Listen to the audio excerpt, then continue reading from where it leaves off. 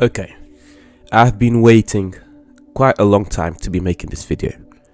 Last year I made a few videos on Rashford. I think I made 1 or 2 videos trying to explain why he wasn't the problem at Manchester United. I also did the same thing for Ronaldo and just going over everything that happened that season and why United got to the point that they did get. Things have obviously been much better this season, but I didn't want to jump on this United train, on this we're gonna win the league thing just yet. I wanted to wait a bit, and the first thing I want to talk about is Marcus Rashford.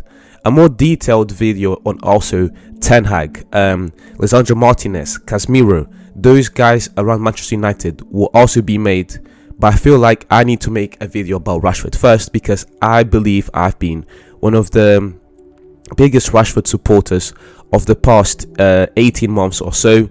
Even when things were rocky, I did criticize Rashford's bad performances, but also highlighted some of the variables that went into that. Some of those variables which I'll be highlighting also in this video.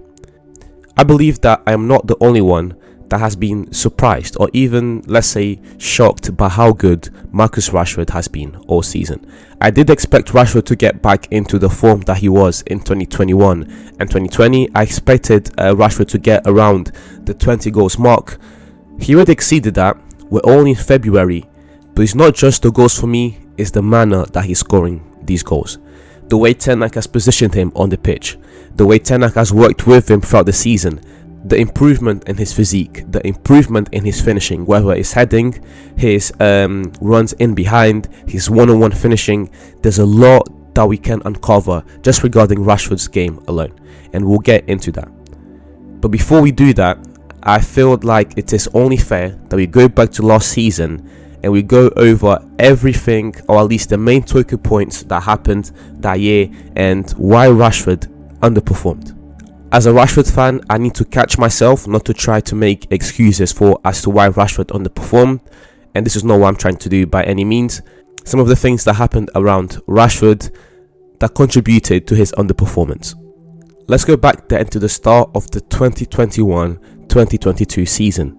To begin the season, at the end of July, start of August, around that time, Rashford went through a shoulder surgery from an injury that he had been carrying for a couple of months.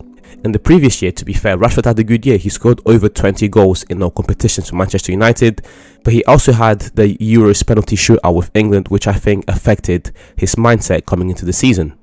Again, I'm not trying to make this sound as if I'm making excuses for Rashford. I'm just going over facts that actually happened. Rashford did go through a shoulder surgery and he did miss that penalty in the Euro final. It was his fault that he did miss the penalty, that is true, but it still happened and I think it is important going over. Then when Rashford finally comes into the team in October, he comes into a team that was in complete disarray. During this time, there were serious talks around the Manchester United fan base about Ole Gunnar Solskjaer finally leaving the club, because a lot of people believe that he had reached his peak as a coach. He took United as far as he could, and the performances weren't good at all.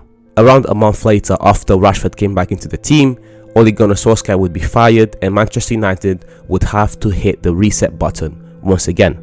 Then, after a few games of Michael Carrick in charge of the managerial position, in comes Rangnick, and the biggest obstacle, the biggest thing in Rashford's way this season, in my opinion. To play devil's advocate here for a second for Rangnick, Rashford did underperform and even his efforts on the pitch weren't all that impressive. It was truly a dark time for Rashford, but yet again, his injury that he was coming back from and the fact that the whole team was underperforming, and Rangnick, instead of giving Rashford some time and playing him where he usually performs best, which is coming off the left, he didn't give Rashford any time. He criticized Rashford publicly and then played Rashford out of position, playing him up front. Up to this point in his career, Rashford has never had any problems with managers. During the academy, there haven't been any reports to support that. He didn't have any problems under Jose Mourinho, under Louis van Gaal, or under Ole Gunnar Solskjaer. That's 3 different managers, and all of his time in academy where Rashford didn't have any problems with a manager. However, with Rangnick, again, he was criticizing Rashford publicly, and Rashford even came out saying that he didn't like the way Rangnick was speaking about him. And that's just talking about his relationship with the coach. Because when you then look at how Rangnick treated Rashford on the pitch, for example in the game against Man City, where both Ronaldo and Cavani weren't available for the game, and Rangnick decided to play Bruno up front and Elanga and Sancho on the wings instead of starting a healthy Marcus Rashford. I feel like this is very important to highlight, and it helps all of the points that I have highlighted so far, because when you look at the fact that his confidence was already down from the Euros, the fact that he had gone through an injury already, the fact that the team was underperforming, and then also the manager wasn't giving him the credit, and not only that but also criticizing him publicly, I think you can now begin to understand where Rashford was, where his mindset was, and how he was performing on the pitch. Once again, these are not excuses. I just believe that it is important to highlight, because people are too quick to say that Rashford was crap that season.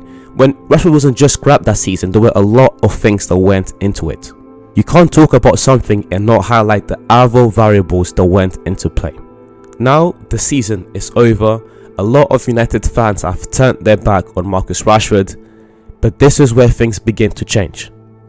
Ten Hag takes over and the revenge tour for Rashford begins.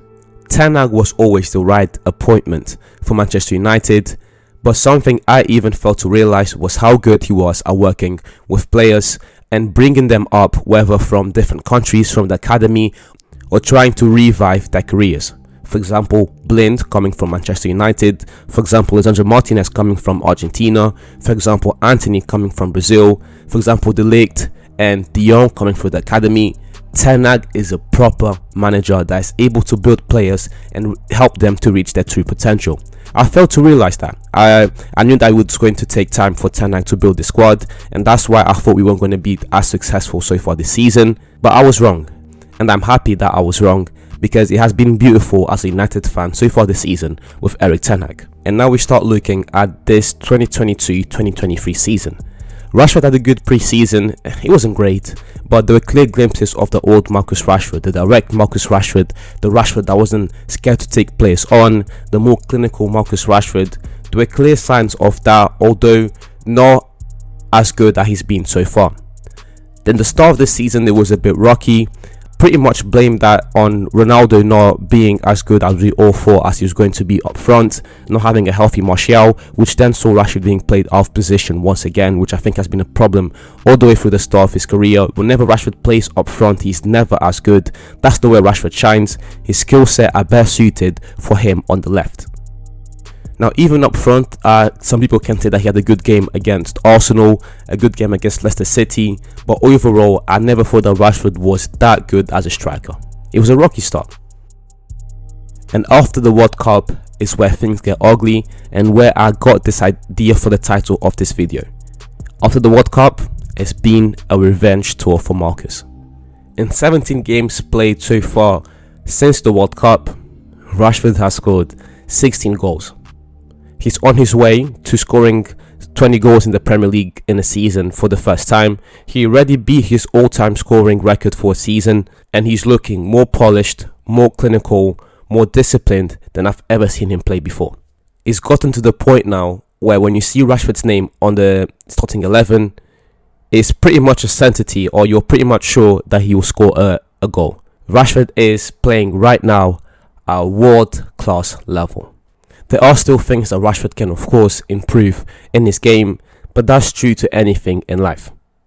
The fact that he has scored 16 goals in 17 games played makes him one of the best left wingers in the world. Dare I say, the best left winger in the world if we're talking about current form.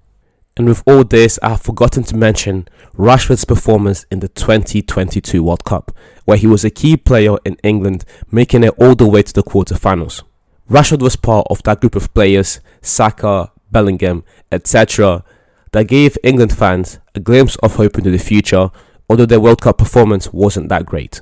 Now, moving forward into the end of the season, we still have around 3 or 4 months, depending on how you look at it, and I truly believe that Rashford can reach the 20 goals mark in the Premier League season. He's only 6 goals away, which will also see him reach 30 goals in all competitions.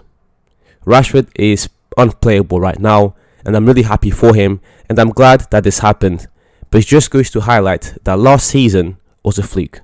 Rashford is a great player. He's been a great player for a couple of years now, and he's finally getting the respect that he deserves.